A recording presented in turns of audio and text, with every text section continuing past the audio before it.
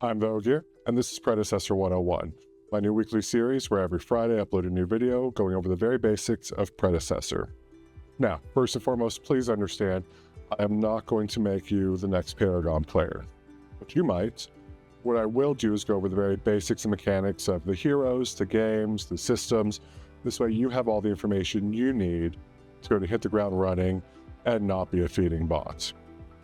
Today's video is going to be going over each and every hero currently in Predecessor as of version 1.13, which is Queen of Thorns. So first off, our most recent hero, Adele, is a support or off-lane character. She is a tank. The things to know is there is an augment to give up her mez so that she can proc her passive on her own. Don't be fooled into this. Her mez is one of her strongest tools. If you're trying to pick an augment, stick with the one that is her whip or her alternate ability. It's going to give you the most bang for your buck while keeping your mesmerize intact. Her ult can be very useful for stealing objectives, especially if your support where Fangtooth is right there.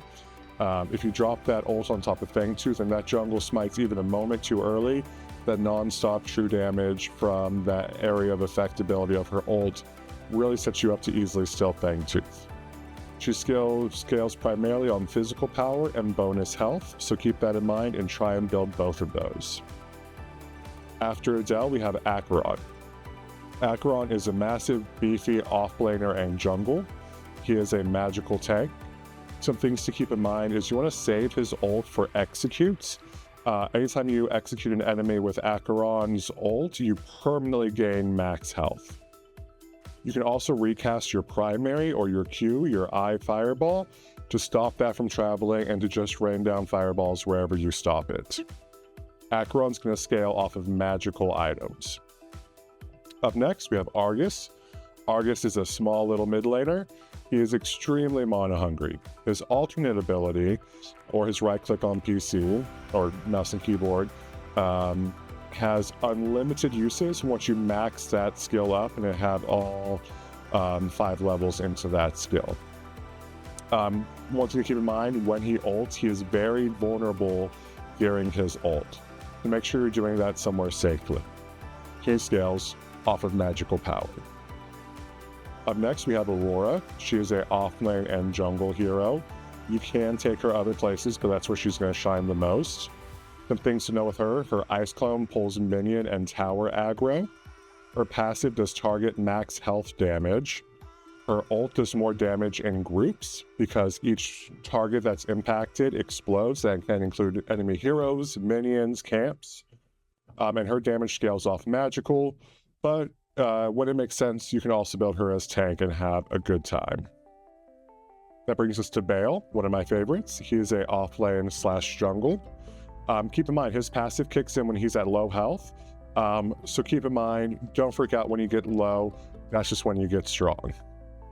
On his primary or his stun / knockup, if you land all 3 strikes from that primary ability, it does inflict bleed damage. So if you're Bale, hit all 3. If you're not Bale, avoid that last one to avoid the stun and the bleed. Bale's going to scale off of physical damage. Up next, we have Boris. Boris is a jungle main. If you're a good Boris, you can take him into offlane, but your mileage may vary. Some things to keep in mind: his fear is going to send people directly away from you in a straight line. You can send people into a tower, away from an objective, towards your teammates. Just make sure you're positioned accordingly. With his ult, this does send people quite a distance.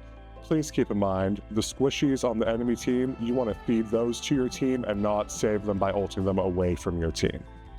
And he's going to scale physical, and make sure you build lots of life-stealing attack speed on him. After that, we have Countess. She's good in the jungle, off lane, and can even be played mid. That's a bit more difficult there. Her passive applies true damage as dot damage after someone's been hit by 2 of her abilities. Her ult is going to do more damage if the passive is already applied. If her passive is not already applied, it will apply her passive and do less damage. Her Shadow Step, or her primary ability, is a little finicky. So when you first use her Shadow Step, it is a dash, so your character is physically moving through that space, and therefore you cannot dash through CC. If you try and dash through Aurora Hoarfrost or any other CC, she will be stopped by that. However, when you return from your Shadow Step, that is a teleport. So while you can't initially Shadow Step through CC, you can teleport back to your starting position out of it. And she's going to scale off magical damage. Up next, we have Crunch, who likes to punch. He's an offlane and jungle character. He has a lot of CC potential. His ult is going to recast his last ability. His third ability is always empowered to do something extra, reading the abilities to determine what each skill does, and he's going to scale off physical. That brings us to Decker. She's a support hero with a lot of high damage potential. Something to keep in mind, her cage or her secondary ability does have a 1-second spawn delay, so plan accordingly when putting that around enemy heroes. She has a double jump as a passive that allows her to get out of dangerous situations, and she's going to scale off magical power. Drongo, speaking of the duo lane, is up next. He is a carry or an ADC. His abilities or critical hits on his basic will apply a Wastelander, which is his passive, and that's going to be dot damage. When using his alternate ability or Old Rusty, his boomerang, you can alter the return path of that boomerang by physically moving yourself, as it's always going to come back to you. And his Gag Grenade or his primary does silence on impact. Keep in mind to save this to stop ults or even flying enemies. He's going to scale off physical, and crits are extremely important to his build. Another carry, we have Eden. Eden doesn't use mana. She's our first heat hero. What this means is her basic attacks and abilities generate heat. When she has full heat, she can use her ultimate. Keep in mind her abilities generate heat quicker than her basics, and she does have her ult at level 1, and she's going to scale off physical damage. Feng Mao, he is a jungle or offlane hero. He gains bonus physical penetration per unique hero killed, and when looking at your skills, it will tell you the specific player names that you need to kill to get the full benefit of his passive. He does have a partial cooldown reduction on his alternate or his dash ability on takedown. Note, takedown does mean kills or assists. His primary ability, or his bubble, gives additional passive bonuses if used to successfully block an ability, and he's going to scale off physical.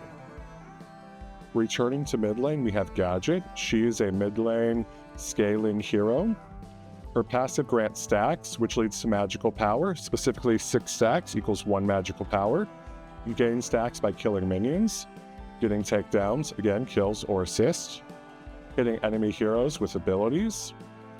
Also note that once you have your hat or your primary ability on someone, if you hit them with a basic, that's going to do more damage. That ability is auto-enhanced if it's on you, an ally, or a neutral target such as Fangtooth or a River buff. She scales off of magical power. Continuing in the mid lane, we have Gideon. Again, he's a mid laner. He gains bonus magical power based on his total amount of mana, so building into mana and power items such as Combustion do him a lot of good. His basic attacks do bonus damage based on the amount of max mana he has, and basic attacking someone after hitting them with an ability, whether that be an ult or a basic ability, tethers them. This will do dot damage, and after a short duration will reap them. And he's going to scale off magical power and of course mana. Up next we have Greystone, who is a jungle or offlane hero. He's going to passively block 1 incoming attack every 15 seconds starting out, scaling all the way down to every 4 seconds. And when you're using his ult, keep in mind the more health you're missing, the more health you're going to restore, so try and save that for the last moment, but don't wait too long. And he's going to scale primarily off of physical power. Returning to duo lane, we have Grim, who is a carry. He is unique in that all of his damage is converted into magical power. So keep in mind when building him, we want to avoid items like Demolisher or Viper, because those ignore physical power, where all of his damage is magical. So we're going to build Cost to Cut instead if we need armor penetration for him. His basic attacks will generate mana, and when you switch over to Assault mode, those basic attacks will now cost mana, but you have increased range and splash damage. Once Grimm's ult is locked onto a target, nothing is going to stop that ult except for another enemy hero. It will follow people to base, through the teleporter, and across the map.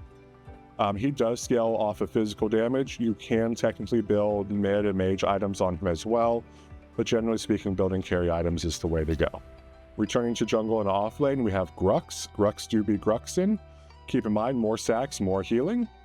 And so that means just hitting more people with your passive gives you more healing and does more dot damage. Again, his basic attacks apply bleed. Keep in mind, this is extremely dangerous in the early level exchanges when you have a small health pool. And when ulting, Grux actually steals physical power from whoever is impacted by his ult for 4 seconds, and he's going to scale off physical power. Returning to the mid laner, we have the Rat in the Cage Howitzer. He is a mid laner. One thing to know about him is his basics will periodically do more extra damage because of his passive. His landmine, or his secondary ability, can be used to move yourself or an enemy hero, or if your timing is really good, both, and he's going to scale off magical power. Yes, he shoots rockets, but those are magical rockets, okay? After that, we have Iggy and Scorch. Iggy and Scorch is a mid lane hero. It's Iggy riding his little animal named Scorch. Towers do damage to, or his turrets do damage to towers and objectives. Please make sure you rotate to objectives as Iggy. Using his ult, you can actually push enemies away from yourself. This happens automatically at the end of his ult, or you can recast your ult to make it happen earlier. This can be a great way to reposition the enemy or get yourself out of a dangerous situation. And then when looking at your primary, it's going to have a small number between 1 and 3 or 1 and 4 there. That is the number of turrets you have available to place down. Those will slowly regenerate with cooldowns, but yes, you can place all 3 or 4 if you have the proper augment at one time if you need to. He's going to scale off magical power. After that, we have Polari, every squishy's bane. She is a jungle hero. She's going to passively heal whenever enemy heroes can't see her, and her healing actually scales off of her penetration stat. Enemies marked are going to take extra damage, so we want to try and use her thrown dagger to mark enemies before diving or doing anything else for the highest damage ult output. Her ult isn't just a great way to get around, it does extra damage based on missing health, so keep in mind this is a great finisher, but when needed can also be great for getting out of sticky situations. And she's going to scale off physical power. Up next we have Chimera, who is our currently third and last monolith hero on the list. He is a jungle mainly. His healing ability, or his secondary, heals more based on the amount of rage he has, so don't just use that ability whenever you want. It does have a pretty steep cooldown early on. Another tip, save your leap or your alternate ability when ganking for when enemies run. Don't use it to engage, because then you have no way to keep up. And he's going to scale off physical power. Returning to the duo lane, we have Kira. She's a carry. Her ult has a little bit of tainted or anti-heal built in. She scales off physical power. She has a dash that when used gives her additional physical power, and takedowns, so again kills or assists, are going to immediately reset the cooldown on her dash, which again grants you extra physical power. So returning to offlane and jungle, we have Quang. His secondary and alternate have different effects if he is holding his sword or if the blade is out in the world somewhere. For example, his alternate ability will do true damage if the sword is placed somewhere in the world, or will grant him a shield if he is holding it. When the sword is in the world, it does grant you vision for a small amount of time for a small area. Great way to easily check behind fog walls before stepping through. And if your sword is out in the world somewhere, regardless of where you're at, if you ult to it, you will return to it. You automatically pick it back up when dying or back in, unless you have the proper augments. And he's going to scale off magical power primarily. Up next, we have Lieutenant Felica. She is a mid or support. She is the anti-mage of Predecessor. Her secondary is a drone that drains enemy mana passively when they use an ability near it, or Belica hits them with another ability, it drains additional mana. Much like Quang's sword, her drone will briefly provide vision when placed in the world. This can be useful for checking to see if there's a jungle waiting for you at a river bus before dropping down. Another thing to keep in mind, once you hit level 16 and have her ult max with 3 skill levels in it, if you get a kill with it, not a takedown, but a kill, the ult has an instant cooldown reset, and she's going to scale off magical powers. Mako, one of the more recent supports, his passive grants him extra movement speed. In addition to that movement speed, when he loses it because he's hit by an enemy, he does keep that slow immune for a little bit of time. He can heal allies or himself, and he scales off magical power. Also, his alternate or his stun can be stopped early to make sure you make that last hit on an enemy. Up next, we have Morgesh. Contrary to popular belief, she is a mid laner and not an off laner. Her basic attacks are going to refresh the duration of Pestilence, which is the dot damage she does from any of her abilities. Her mark cannot be cleansed unless Morgesh or whoever is cursed dies. Keep in mind, her ult can hit you anytime, anywhere, and she does scale off magical power. That brings us to Morn. He is a support. Pay close attention to your passive timer. When your passive is up, your next basic attack will do cleave damage and heal you for a considerable amount. You can cancel your abduct or your hook, your alternate ability, when you know you can't land that pull. This will refund some of that cooldown for you. You can scale him magical for damage, but as a support, he tends to do better when built tanky. Up next, we have Murdoch, who, much like Morgesh, is not an off-laner and is actually a carry who belongs in the duo lane. Some things to know about Murdoch: every 5 successful basic attacks enhance your next one. Don't waste this extra powered attack on minions. Use this to poke the enemy team. Save your ult to secure kills, not steal kills that your team will already take care of. He's going to scale off physical power, and crit is very important to Murdoch. Up next, we have Muriel, sticking with the duo lane. She is a support. Some things to keep in mind: if you're throwing an ally a shield, do that before the damage happens. Shields don't help after the damage. Only ult teammates when there's a chance of survival. If you have a teammate who is in a 1v4 situation, 1v5 situation, and he's clear they are going to die, don't ult in there, or you're just an extra kill for the team. She's going to scale off magical power. Continuing with supports, we have Narbash. His secondary passively heals or supplies movement speed. Make sure you're using the correct option. True silver bracelets basically required if the enemy team has any stuns or silences on their team. He's going to gain extra armor based on the number of nearby allies. He's great for team fights, and he's going to scale primarily off magical power, though there are definitely certain situations that does not apply. Neon. Neon is a mid laner. She has large amounts of true damage. Her ultimate enhances all of abilities, so you can do those extra things on each of your abilities back to back, and then you can recast your ultimate for a large amount of damage that does extra damage based on missing health. It makes a great finisher. She's going to scale off magical power. Another support, we have FaZe. When linked, she gives extra power to herself and allies. If you successfully blind someone as FaZe, it will reset your blink cooldown to 1 second. You blind using your primary ability, and the blind can happen from you or your linked ally heroes. There's plenty of chances to blind someone. One thing to note, when using her secondary or her energy lance, she is gravity free. So if you're knocked back by Murdoch's shotgun or Grim grenade, you're going to go flying. This can also be used on blast flowers or geysers. She's going to scale off of magical power. Up next, we have Rampage. He is a jungle. He has passive healing, but that passive healing is turned up anytime he is inside the jungle. His abilities become different or stronger during his ult. For example, when he's in his ult, his Q, his primary, his rock throw, is immediately thrown instead of slowly being pulled out of the ground. Make sure you read your abilities for more details there. With his rock, you can throw it or combine that with your alternate to jump on someone with your rock. And he's going to scale off bonus health and physical power. Rena, she is a scaling mid laner. Essence stacks are essential, granting all abilities more power. When casting her secondary or her mesmerize, you don't actually start to fall or feel gravity until after you've cast that ability. So if extra airtime is useful, make sure to hold on to that mesmerize until the last moment. Something else to keep in mind, Rena has a very long casting time on her ult, so whether this be taking advantage of that and stopping her, or if you're Rena, keep that in mind and plan accordingly. But it does function as an additional blink. And she's going to scale off magical power. Returning to duo lane, we have Revenant, who's a carry.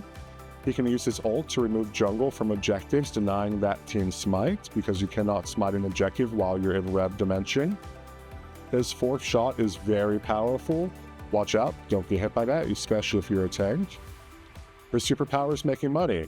He makes extra money for bounties and makes extra money for killing people inside of his ult. He's going to scale off physical. He can also scale magical if you really know what you're doing, but that's not for beginner Revenants to use.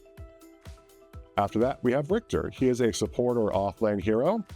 You can throw your hook while falling or jumping through the air. His primary not only silences, but also stops enemy heroes' cooldowns from progressing. So that can be a very powerful trait. Keep in mind though, when you're throwing a hook, whether you missed or land, does tend to leave Richter standing still for a second or two, and that means you're a little bit vulnerable. He's going to scale off magical and bonus health for the shield he generates off of his secondary ability. Ferrith is a jungle and off-laner.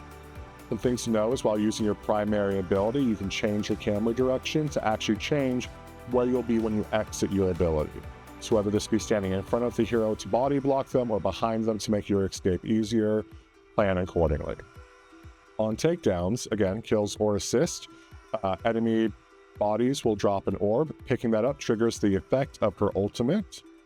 She's going to scale off physical with her alternate and secondary ability also having magical scaling. Up next, we have Sevarog, who is a offlane and jungle hero. For Sevarog, stacks are everything. Stacks are gained by last hitting anything with an ability. That includes heroes, minions, monsters, etc. Hero kills give more stacks than minions. When in the jungle, killing with your smite or your hunt or wild hunt does count towards your stacks, used accordingly. And he's going to build off bonus health and magical power. Shimbi, she's a offlane or jungle hero. Do keep in mind she has a small casting time on her alternate ability, so press those shields just before you think you do. Her dash and her wolves can go in any direction, up, across, sideways, etc. Don't let those flyers get away from you. Abilities or her basic attack when enhanced by her passive proc stacks of her ult. Once you've obtained 8 stacks, you ult, and anyone who you hit with an ability or a passively boosted basic will get hit by 8 full stacks from your ultimate, and she does scale off of magical. Returning to duo lane, we have Skylar. She is a carry. Her flight enhances all of her attacks and abilities with extra missiles that fire at targets that you successfully hit, regardless of how far they are when that damage occurs. When you fire her ult, it only stops when it hits terrains or enemies, and it does extra damage based on their missing health, build physical, and usually crit power on her. Sparrow is another carry. She has a lot of power, but very little mobility, only a true invisibility, which gives her a little bit of extra speed. Her alternate ability pierces terrain and does more damage at max charge. Her passive does max health damage, and her alternate will do bonus damage that is impact to those impacted by her passive. With her, you want to build physical power, and attack speed's never a bad thing on Sparrow. Continuing with duo lane, we have Steel, who is a support and off lane primarily. His passive grants him extra armor opposite of armor you're building.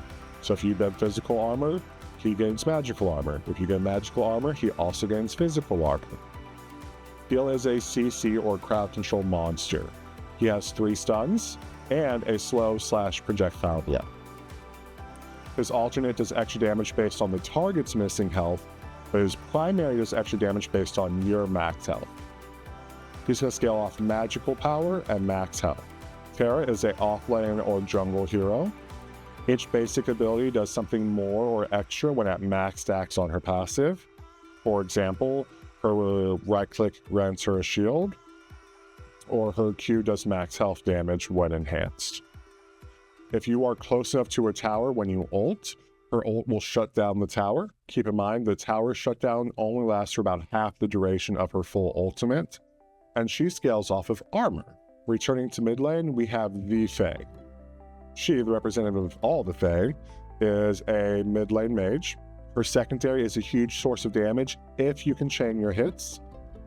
You can put out a large amount of healing with the healing augment for her alternate ability, which does make her viable in support or great for team fights. Speaking of team fights, one Fae ult, when cast right, can change an entire enemy team by grabbing everyone in a close range and holding them in while your team collapses on them. She's going to scale off magical powered. Twin Blast. Returning to duo lane, we have Twin Blast, who is a carry or ADC. One thing to know about TB is you need to chain basic attacks in between using abilities. The reason being is his passive states that anytime you use an ability, his next two basic attacks get additional attack speed and fire 3 times instead of 2. So chain those skills correctly to do the maximum amount of damage possible. He can be very mana hungry, especially early game, and he's going to scale off physical power.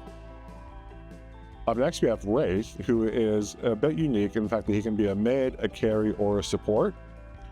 Only play Wraith if you can hit your alternates or your snipe shots. His ultimate and his primary will proc extra damage from your snipe. He's going to scale physical, but can also scale magical for his snipe, or his snipe and his basics with the proper augment. Choose accordingly. Up next, we have Wukong. He is a jungle hero. This man has legitimately 5 different escapes, a stun, and feels like he can call an Uber for himself at times. His clones will attack anything he's attacking, and he can burn through towers very quickly. Watch out for that split-pushing Wukong. He is a stance switcher, which means you need to be ready to press all of the buttons and know what they all do, and he's going to scale off physical power. After that, we have Yin. She is a jungle hero. If you're good, you can also take her into duo lane, but please don't start there. With her secondary does max health damage when it's active. Her primary gives her 2 stacks on her passive. And when using your ult, keep in mind, while it does hold on to missiles that are shot at her, it's not going to automatically reflect those. You have to use her alternate ability to actually reflect those back at the enemy, or simply move out of your way. She's going to scale off physical, and you tend to build her like you'd build a carry. Continuing with jungle heroes, we have Yuri. Remember, with Yuri, it's all about combos, combos, combos. Hitting an enemy with her primary or her alternate will separate their soul from their body. When dashing through them or their separated soul, it will instantly reset the cooldown on her dash, allowing her to continue on with that combo. Sticking with Yuri, you want to make sure you're also weaving in basic attacks in between each ability, because those are also enhanced, ranged, and do extra damage. Keep in mind, with her primary ability, if you use it in the air, it does become a double jump, and she's going to scale off physical power. Up next, we have Zarus. Zarus is a jungle off-lane hero, attacking anything that isn't a minion, so think hero, monster, buff. Will give him stacks, and those stacks become physical power. After 5 seconds of not being in combat, Zarus is going to eat up those stacks to heal himself quite a bit. Keep in mind, when you ult someone with your Colosseum, even if the enemy gets out of it, if they still die and you're in the Colosseum still, you still get that permanent stack. So trust your team when possible. And he's going to scale off physical. And lastly, we have Zinx. Zinx is a support. She's going to do more healing the lower health the ally is. So don't just throw your healing out when your ally is a little hurt. Wait until they have a considerable amount of health lost. And also the more stacks she has on her passive. Her heal does lock onto allies, and she can ult herself or allies. Please keep in mind, if you're going to ult yourself or an ally and your death is guaranteed, save your ult for later. And she's going to scale off of magical powers. If you have any questions, leave them down below. Let me know what you would like to see in the future, and we'll talk to you. Have a great day. Bye.